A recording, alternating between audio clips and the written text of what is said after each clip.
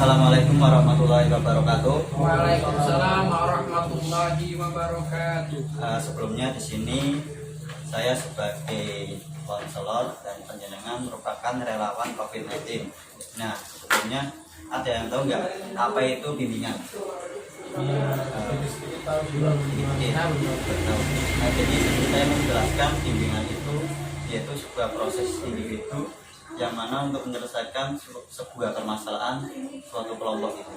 Nah, di dalam proses bimbingan ada asas-asas. Yang pertama asas keterbukaan dan yang kedua asas kerahasiaan. Jadi ketika panjenengan menyampaikan masalahnya ya harus disampaikan, harus terbuka, dan panjenengan juga harus siap untuk menjaga kerahasiaan dari masing-masing teman Anda.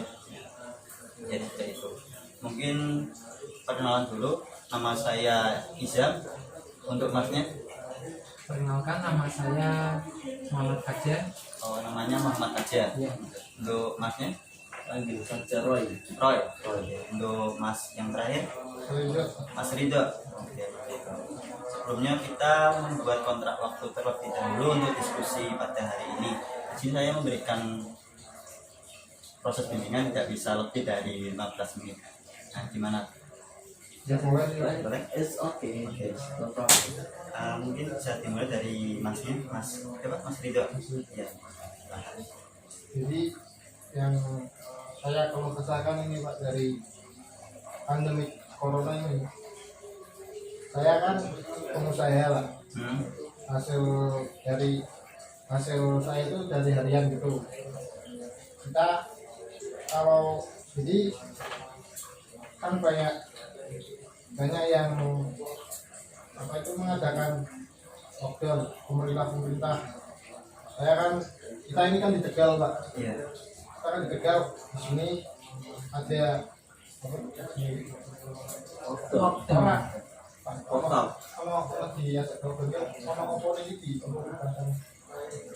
mengatakan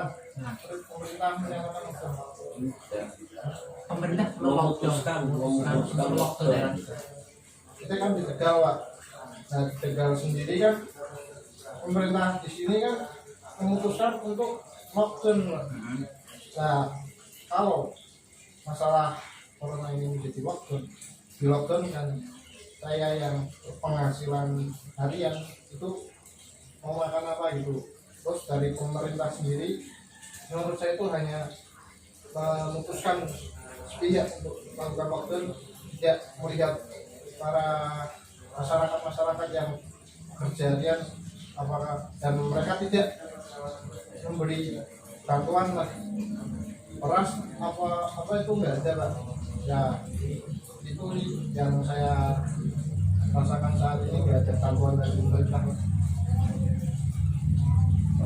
Kalau sepengetahuan saya itu ketika Tegal lockdown, itu pemerintah kota Tegal dengan kayak sepihak lah, sepihak tanpa ada koordinasi dengan Gubernur Jawa Tengah. Itu termasuk kalau saya boleh berpendapat itu gimana ya, salah Pak. Kenapa nggak koordinasi dulu dengan pusat, baru mereka memutuskan satu keputusan untuk lockdown. Seperti masnya kan buruannya atau pengusaha yang hasilnya itu dari harian. Kalau bantuan mungkin masnya nggak dapat kan, soalnya pekerjaan masnya sebelumnya kan. Saya itu di rumah itu buka toko pakaian. Toko pakaian. Jadi kan kalau mungkin pemerintah membagi paket sembako atau uang bantuan itu pada yang buruh harian lepas, atau kayak misalnya tukang bangunan, terus pedagang sembako kecil-kecilan itu mungkin dapat, soalnya melihat garis kemiskinannya itu kan bukannya Anda mampu, tapi kan walaupun mampu Anda itu terkena imbas dari COVID ini. Dan dari penurunannya, pendapatannya itu menurun, mungkin kayak gitu. Kalau Anda mengusulkan ke pemerintah daerah, mungkin Anda juga mendapatkan kompensasi itu penghasilan Anda itu. Jadi pengetahuan saya itu. Ya benar sih, ya ini yang saya rasakan itu bukan dari saya sendiri ya, tapi dari teman-teman saya sih yang mereka kerja sebagai ojek, sebagai yang harian di jalan lah. Nah itu kan mereka juga menyesalkan tentang keputusan ini. Jadi yang saya rasakan ini itu bukan masalah saya pribadi sih, menurutnya itu ini masalah kebanyakan masalah semua masyarakat sih menurut saya yang bekerja di luar dan berpendapatan hasil harian gitu. Jadi dari cerita yang Mas Ridho sampaikan tadi, ya mungkin dampak COVID-19 ini bisa bukan hanya terkena sama Mas Ridho aja, tapi juga masyarakat Indonesia, bahkan seluruh dunia ini merasakan. Ya untuk pemerintah dari Tegal sendiri kan lockdown, dan saya setuju sama Mas Roy tadi mengenai kenapa kok Kota Tegal ini melockdown tanpa kesepakatan antara ya daerah-daerah lain di pemerintah pusat. Justru malah mengambil ya tindakan sendiri ya, itu melockdown yang mengakibatkan ya mungkin perekonomian di Kota Tegal sedikit lebih turun, Bukan Lumpuh lah istilahnya itu. tadi lumpuh. Selanjutnya untuk Mas Roy sendiri gimana Mas, ada masalah apa? Kalau masalah iya, saya kan tergabung dalam relawan penanganan ini. Jadi ya, saya bertugas di posko kecamatan. Nah, itu kan di kecamatan saya itu di kabupaten ini, Kabupaten Pekalongan itu nomor 1 perantauan terbanyak di Kabupaten Pekalongan. Jadi saya itu ya bisa dikatakan dalam seminggu itu jaga di pos hampir 4 kali shift.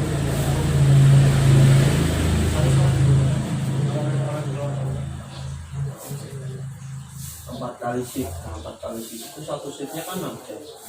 Kita udah capek di penjagaan pos tersebut. Lebih kebanyakan dari perantau itu tidak mematuhi protokol yang sudah dibuat oleh pemerintah daerah. Misalkan kalau baru pulang dari perantauan, misalnya dari Jakarta yang zona merah, itu kan seharusnya ke pos dulu. Nanti di sana itu dicek suhu tubuh lah, ya ada keluhan apa, sesak nafas atau batuk atau riwayat demam mungkin, ya nanti diberikan. Setelah itu nanti diberikan surat keterangan bahwa orang itu termasuk sehat atau ODP. Nah, ketika kita itu nanti surat itu dipegang, ketika kok dia sakit, nah baru dikasihkan ke puskesmas atau dokter yang menangani. Jadi kan dokter itu dan puskesmas sudah paham itu orang itu baru melakukan perjalanan jauh dari zona merah. Tapi kenyataannya banyak pemudik itu perantau menyepelekan protokol. Ketika mereka pulang turun sebelum pos, nanti dijemput oleh keluarga atau bahkan naik travel membayar lebih sampai ke rumah. Nah, itu kan secara logika mereka sehat, tapi di tubuh mereka, di pakan mereka, di barang mereka bisa saja membawa virus. Nah, yang lebih bahayanya lagi orang tua mereka, anak-anak mereka, atau adik yang mungkin masih umuran balita, itu yang disayangkan itu seperti itu. Jadi yang sesalin ini tuh dari para pemudik ya Mas, yang nggak sesuai protokol itu. Nah, dari apa itu posko itu, antara jarak posko dengan apakah hanya satu jalan itu yang posko atau ada posko lainnya gitu Mas? Kalau di Kecamatan Siwalan itu hampir seluruh desa mempunyai posko sendiri Mas. Jadi misalkan di desa saya itu kan sebelum masuk ada posko dan nanti juga dicek di situ. Tetapi jalur masuk ke desa itu banyak. Nah, yang sedangkannya di portal itu ada 4 jalur utama. Nah, jalur-jalur kayak jalur itu kan banyak, lewat entah itu lewat kebun maupun lewat nyebrang sungai sedikit kan banyak, jadi nggak bisa memantau sampai kecil itu. Kita hanya mengandalkan mengandalkan kesadaran dari perantau itu. Mungkin kan kalau misalnya mereka merasa sehat dari sana kan nggak ada yang tahu mungkin di perjalanan Ya. khususnya mereka di pakaian seperti yang tadi Mas Roy bilang kan. Kayak gitu. Tapi sekarang seperti itu. Mungkin sama seperti permasalahan yang saya alami, mungkin bisa kamu sampaikan yang kan saya kan sebagai karyawan dari luar agensi saya. Nah itu di desa saya itu kayak kesadarannya itu benar-benar kurang atau bahkan nggak ada mas, kayak nggak tahu apa itu corona, kan nggak tahu juga bahayanya, atau mungkin sengaja tidak mau tahu. Kayak masnya tadi kan, kayak mas saya tadi bilang kan, kayak pemudik itu sengaja tidak ke pos dulu untuk diperiksa. Nah itu kurang kesadarannya rakyat kita. Jadi saya sebagai orang sendiri tuh bingung mau menyadarkannya gimana, karena kalau tidak dari diri mereka sendiri yang sadar itu mungkin akan sulit mas. Nah, karena saya juga bukan bidang yang konseling atau apa, saya cuma relawan ya, saya memberikan arahan sesuai arahan seperti kayak di tempat saya juga ada posko seperti itu, tapi saya bukan di posko. Jadi kalau yang mudik itu harus melewati tempat itu dulu, harus diperiksa dulu, harus mungkin ada prosedurnya dulu di sana. Tapi kan keluarganya sendiri, bukan cuma pemudik, keluarganya sendiri, tapi bukan cuma dari pemudiknya sendiri mas, dari lingkungan di daerah saya sendiri itu mereka masih beraktivitas seperti lainnya biasa. Mungkin di pasar ya masih aja biasa, bepergian tanpa pakai masker, berkerumun, apalagi di taman itu banyak penjual tuh kayak apa istilahnya di Pekalongan itu pasar, pasar tiba ya, itu pasar-pasar yang sore-sore atau malam itu, pasar-pasar yang sore atau malam itu yang masih tetap berjalan, dan orang-orang itu juga kayak nggak peduli gitu, kayak corona itu nggak ada, kayak wabah ini yang pemerintah gencar-gencar atau yang sampai tegal di lockdown saking khawatirnya yang bisa merugikan banyak orang. Tapi di desa saya itu kayak nggak ada kesadaran sama sekali, rasa kepedulian. Jadi saya lihat sendiri, saya sebagai relawan itu kayak gimana ya, kita sudah ngasih tahu tapi mereka kurang gitu, kurang edukasi gitu, bingung sendiri gitu. Ya mungkin memang kayak gitu sih, kesadaran itu dibangunnya susah, tapi ketika kesadaran itu ada, nah itu agak mending lah. Tapi itu yang harus ikut berperan aktif seharusnya pemerintah desanya.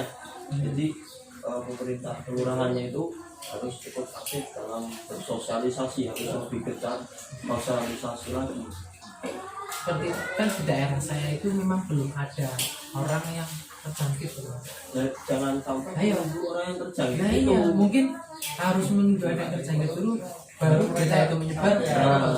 Tapi nyatanya itu mungkin setahu kita mungkin bakal begitu, tapi nyatanya di daerah lain di sekitar daerah saya itu juga mungkin ada yang udah positif atau meninggal karena corona, karena mungkin mereka orang tua karena bisa tertular oleh rambut atau dan sebagainya, bisa meninggal. Tapi kesadaran mereka itu tidak sepenuhnya, tetap masih ada sedikit belum nakal, sadar belum sadar lah. sepenuhnya.